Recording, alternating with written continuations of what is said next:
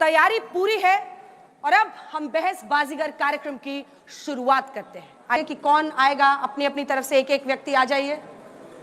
मुझे पता था, आप लोगों को भी पता था ना कौन आएगा, कौन आ रहा है। सबसे पहले तो मैं ये कहना चाहूंगा, रहनी चाहिए भारत की विरासत। किस तरह से फोर्ट लालते चेंज आ रहा है, हमारी वीर सेना इतनी वीर है, पाकिस्तान में घुस समय शुरू होता है अब।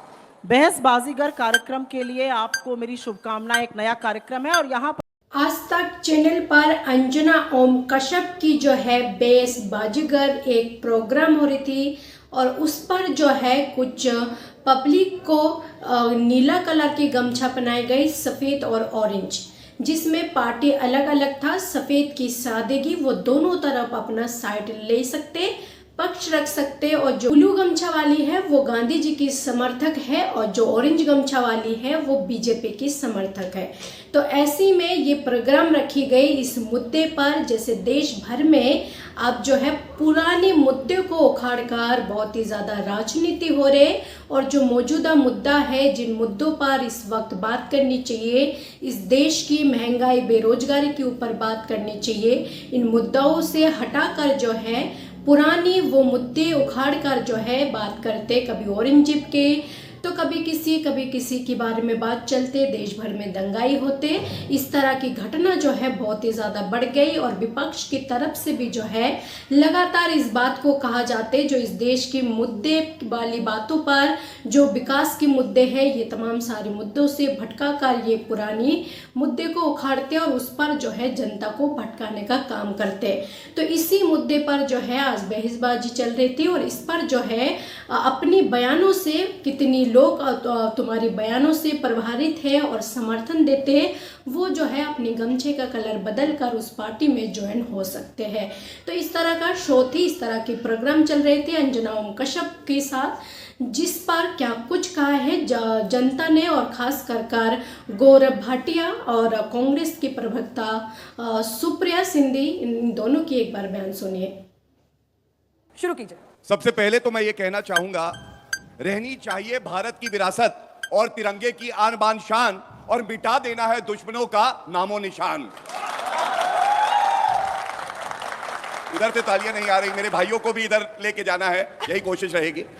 मैं सबसे पहले ये कहता हूं, अभी बात हो रही थी कि विरासत कितनी जरूरी है और गड़े मुर्दों को उखाड़े, या जो अभी मुद्दे हैं उन पे बात होनी चाहिए। तो मैं कहूंगा, नरेंद्र मोदी जी ने यह कहा है कि विरासत भी और विकास भी, और क्यों मैं बताता हूं।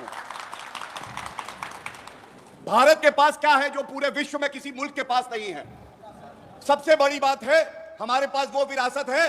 उनसे पूछो तुम्हारे पास क्या है, वो कहते हैं मैकडॉनल्ड्स है, हमारे पास डेल कंप्यूटर है, हम कहते हैं हमारे पास ऋग्वेद है, भगवान राम है, भारत के रोम रोम में भगवान राम है। और हमारे पास विरासत किसकी है? अब्दुल हमीद साहब की। इन लोगों ने बात करी, औरंगजेब इनके आदर्श बने। हमारे आदर्श और आप लोगों के आदर्श कोई है तो अब्दुल हमीद है, और अब्दुल हमीद को अपना अगर आदर्श मानोगे तो पूरा देश आपके साथ खड़ा हो जाएगा। हम उनकी विरासत भूलेंगे नहीं। दूसरी बात, क्या यह सत्य नहीं है, भव्य राम मंदिर हमें नाज है, हमारे लिए गर्व की बात है। ये कहते थे भगवान राम काल्पनिक है, हम कहते थे मंदिर वहीं बनाएंगे, तारीख भी बताएंगे और तुमको भी बुलाएंगे। ये अलग बात है, ये आ नहीं पाए। अब करते हैं विकास की बात। नरेंद्र मोदी जी ने दिखाया 5वीं सबसे बड़ी अर्थव्यवस्था हम बन गए।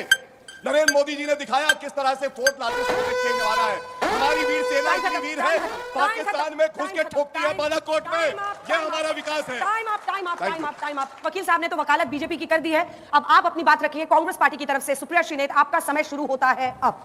बहस बाजीगर कार्यक्रम के लिए आपको मेरी शुभकामनाएं। एक नया कार्यक्रम है और यहाँ पर बैठे हुए युवा, चाहे वो इधर के हो, चाहे वो बीच के हो, और चाहे आप हो, आप देश का भविष्य है, इस बहस का पार्ट बनिएगा। और जजेस को भी मेरा नमस्कार। गड़े मुर्दे अगर नहीं उखाड़े जाएंगे तो आज के मुद्दों पर चर्चा करनी पड़ेगी, जो चर्चा बीजेपी कर नहीं सकती है। इसीलिए बीजेपी आपको 400 साल पहले के इतिहास में और 40 साल बाद के भविष्य में मशगूल रखेगी, जिससे वर्तमान की चर्चा ना करनी पड़े। आपको 400 साल का इतिहास और 40 साल के भविष्य के सपने दिखाए जाएंगे। अगर गड़े मुर्दे नहीं उखाड़े जाएंगे तो बेरोजगारी पर, महंगाई पर, आर्थिक असमानता पर बात करनी पड़ेगी। अगर गड़े मुर्दे नहीं उखाड़े जाएंगे तो 100 करोड़ लोग जो आर्थिक तंगी से जूझ रहे हैं, जो 19 लोग रोज आर्थिक तंगी से आत्महत्या कर रहे हैं, उस पर बात करनी पड़ेगी। अगर गड़े मुर्दे नहीं उखाड़े जाएंगे तो मिडिल क्लास जिसकी आय नेशनल इनकम का 1820 के लेवल का हो गया है, अंग्रेजों के शासन से पहले उस पर चर्चा करनी पड़ेगी। अगर गड़े मुर्दे नहीं उखाड़े जाएंगे तो आपकी आंख जलती रहेगी, आप खांसते रहेंगे, लेकिन एनवायरमेंट मिनिस्ट्री 858 करोड़ के बजट का पोल्यूशन कंट्रोल पर 7 करोड़ खर्चा करेगी। अगर गड़े मुर्दे नहीं उखाड़े जाएंगे तो अमेरिका और चीन जैसे लोग स्पेस पर जाएंगे, डीप सीक लाएंगे, आपसे खुदाई कराई जाएगी, आपसे दरिया बिछाई जाएंगी, लेकिन इनके नेताओं के बच्चे अमेरिका से लेकर लंदन और सिंगापुर से लेकर ऑस्ट्रेलिया की यूनिवर्सिटीज में पढ़ेंगे। अगर गड़े मुर्दे नहीं उखाड़े जाएंगे तो देश पर 200 लाख करोड़ के कर्ज पर चर्चा होगी। अगर गड़े मुर्दे नहीं उखाड़े जाएंगे तो कुंभ के भगदड़ पर चर्चा होगी। अगर गड़े मुर्दे नहीं उखाड़े जाएंगे तो जो 75,000 एमएसएमई बंद हो गए, जो 5 लाख लोग बेरोजगार हो गए, जो 15 लाख का दावा और 2 करोड़ रोजगार का वादा था, वो खुल जाएगा। इसीलिए गड़े मुर्दे उखाड़े जाएंगे। आपका समय होता है, आपका तालियों के साथ दोनों ने जबरदस्त। इस पर आप सबको क्या लगते हैं, देश भर में जो इस वक्त पुराने मुद्दों पर बातचीत चल रहे वो जरूरी है या मौजूदा मुद्दा है बेरोजगारी, महंगाई, छात्रा सड़कों पर है अपने पेपर लीक को मामले को लेकर, तरह तरह की परेशानियां हैं इस देश में, ये तमाम सारे मुद्दों से जो है भटकाया जा रहे और पुराने मुद्दे पर जो है राजनीति हो रहे। तो आप सबको क्या लगते हैं, लेकिन इस पर जो भी प्रोग्राम थी जहां पर पार्टी जो है वो मजबूती से अपना बयान रखी, पक्ष जो है बराबरी की चल रहे थे, लेकिन आप सबको क्या लगता है इसके बारे में, जो देश भर में कौन से मुद्दे पर चर्चा होनी चाहिए, कौन से मुद्दे पर बातचीत होनी चाहिए, मौजूदा मुद्दों पर या फिर पुराने इन मुद्दों पर बातचीत करना, इतिहास के बारे में बातचीत करना जरूरी है। तो आप सबको इसके बारे में जो भी लगते हैं अपना राय कमेंट बॉक्स पर जरूर लिखें। चैनल पर पहली बार हो तो चैनल को सब्सक्राइब करना ना भूले, बेल आइकन को दबाना ना भूले ताकि इसी तरह की वीडियो अपडेट आप तक पहुंचा। अभी के लिए जय हिंद, जय भारत।